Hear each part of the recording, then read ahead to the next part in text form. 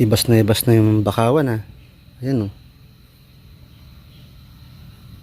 May mga ano dyan, limasag, alimango. Yan. Pero ang gusto kong hulihin dyan, kasi mas madali-dali siyang hulihin, yung mga arangkas. Yung mga kulay violet ang sipit. Na kapag gabi, pwede mo siyang dakutin lang. Dinadakot lang sila.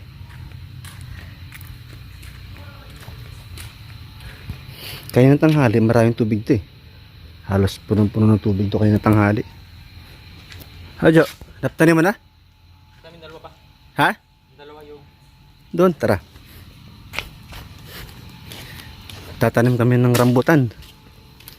Tsaka ng sonis.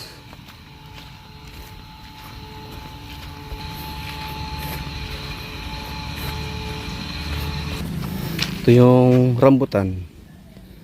Yan. Para may lilom dito pag lalo lumaki sila. Diyan. Madali to, Jo. Madali to. Gipa, gipa. Ayan, diyan. Diyan yung lansones. Diyan mo ilagay. Yung isang rambutan nandun. Yan. Rambutan din yan. Para pag lumaki sila, lumaki, merong lilom dito sa resort. Yan. Maraming puno. Puno ng kawayan, niyog, sa mangga. May bayabas pa. Yung lansones.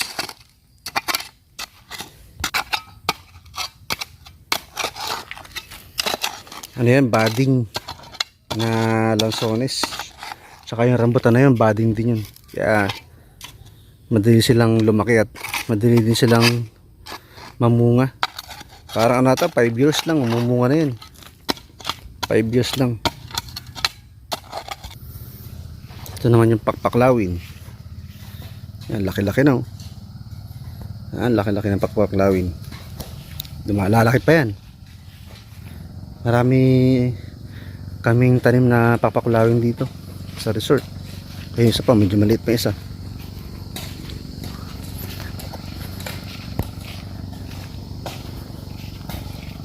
Dito may mas malaki dito eh. Ayun. Kaya lang medyo iba naman siya.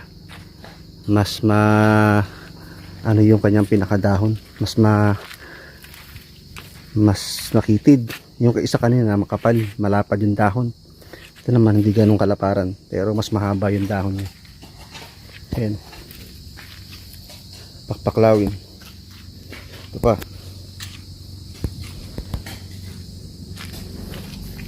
Ang daming halaman.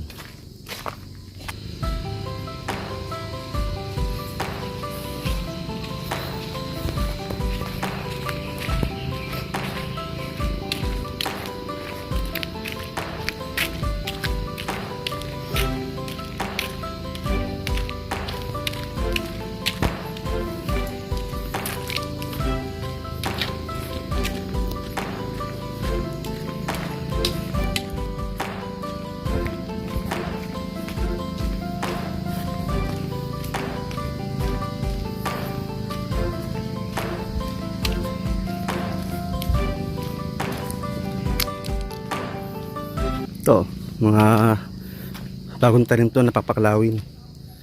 Yan, bagong tanim lang yan.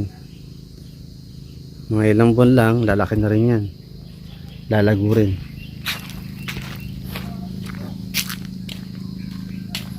Yung saging. Malapit sa dagat ito pero may saging. Yan, may bunga na yung saging. Yan. May bunga na siya. Ito naman bumulaklak na, may bunga rin siya.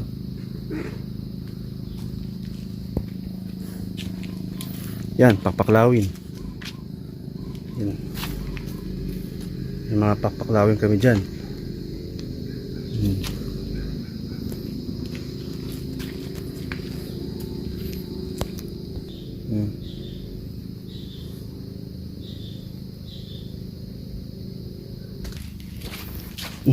Malapit na mapuno.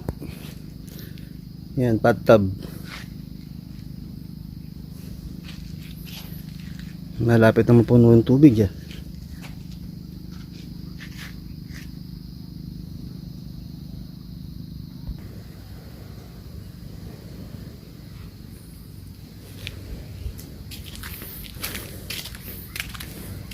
Ito pa, papaklawin. Laki-laking papaklawin yan.